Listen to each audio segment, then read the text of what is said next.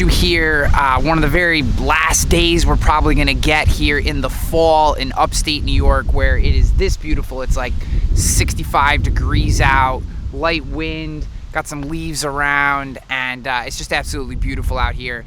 And I felt like it was the perfect place to start a video where we talk about getting uncomfortable, because it's about to get uncomfortably cold here in upstate New York. And as much as the word uncomfortable has kind of become the new hustle, it is a very important aspect of leadership, of business, and in particular of driving your own personal performance forward.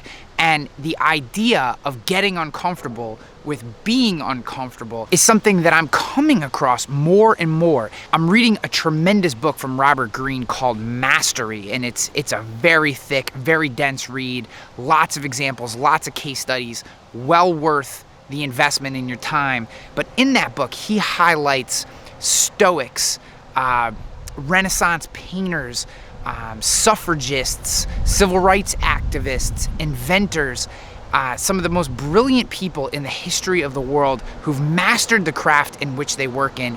And a subtle theme that weaves through every one of these individuals' lives is their willingness to be uncomfortable. And if these individuals are willing to be uncomfortable, you can be uncomfortable, I can be uncomfortable, and I think we all should be uncomfortable every day. Now, frankly, most of us just simply don't want to be uncomfortable or don't understand why this might be something that we'd actually have to work into our lives. I'm gonna let this quick clip from Coach John Calipari, the head basketball coach at the University of Kentucky, kind of speak for itself. The job is for all these kids is to make them uncomfortable. That means when I'm not coaching them how they are now. I'm coaching them where I see they need to go and where they're capable of being, which means they've not been there, which means they're going to be uncomfortable all the time. Their job is to learn to be comfortable, meaning uncomfortable.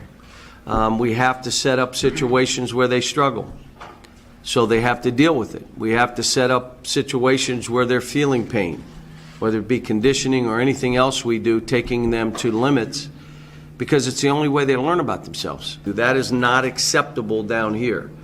I know you're comfortable playing that way because you've played that way your whole life. Now we need you to go up into this area. Coach Calipari highlights the fact that for these young men, these very talented young men, coming into a situation in which they feel very comfortable does not allow them to ascend any farther than they currently are. So if you're interested in growth, you have to stress the muscle, whether that muscle is your brain, your actual muscles, your skills, your ability, whatever that is, your situational awareness.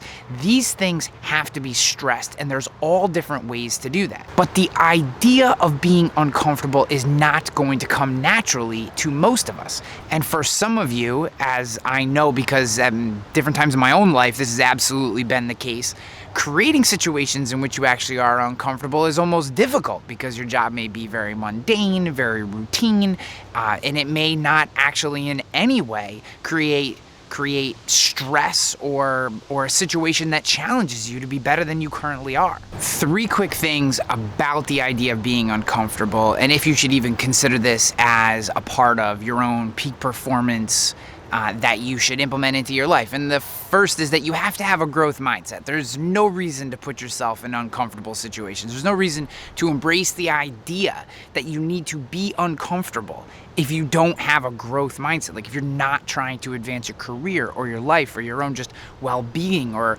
just your own happiness. Being uncomfortable sucks. There's no doubt about that.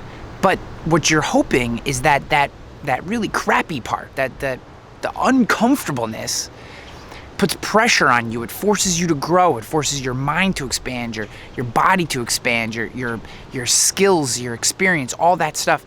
It is that pressure, that feeling, that roughness that creates true growth. And if you're not interested in that growth, then there's no reason to be uncomfortable in the first place. Okay, number 2, you have to accept failure. If you're going to put yourself in uncomfortable situations, then really what you're most likely doing is putting yourself in situations in which you may not succeed, and you have to be willing to accept that one potential outcome is that you don't actually succeed, and then learn from that failure.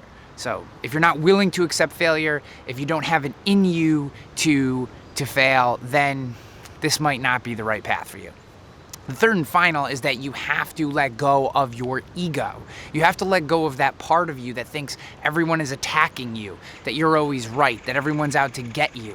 If you can't accept that others may have better ideas than you, that you may have to learn from other people, if you always have to be right, then you're in big, big trouble. And putting yourself in uncomfortable situations is just simply not gonna work. So how do we make being uncomfortable part of our lives, since we don't just wake up every day and have uncomfortable situations shoved in our face?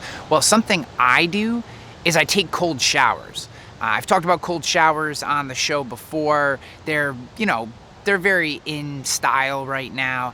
I use them partially for the physical and mental benefits that you get. It's essentially a negative toxin flush out of your body, of sorts. The other part is I just don't like doing it. Like, I don't like taking cold showers. I don't enjoy going from a very warm, comfortable shower to a very, very uncomfortable, freezing cold shower. But by turning that dial every day, essentially what I'm telling myself is you can do things you don't want to do every single day. It was Eleanor Roosevelt who said, "Do one thing every day that scares you. Those small things that make us uncomfortable help us build courage to do the work we do." See, being uncomfortable isn't just a you thing, it actually helps improve the lives of everyone around you.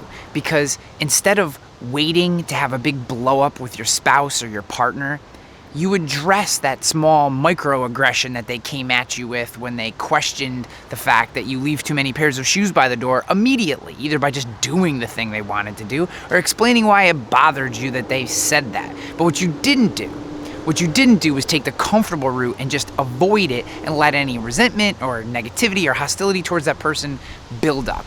And not just with your spouse or your partner, but also at work, with your friends, with your peers, with vendors, partners, clients, customers, whoever it is.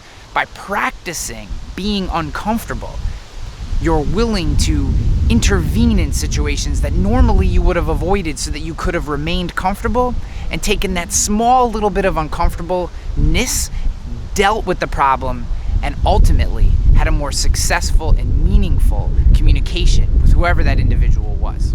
All right, guys, as you can see, it's getting kind of windy out here. I want to say thank you for watching this video. It has been my great pleasure to talk to you about the idea of being uncomfortable. It's something that I haven't always been good at.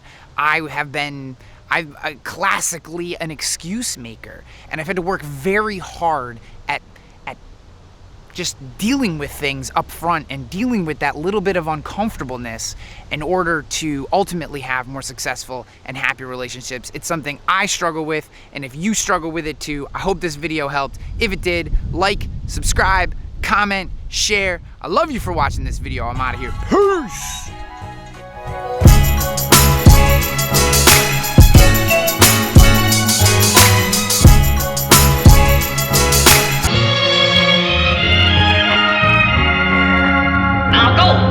Do not return until you have the mask in your possession. To claim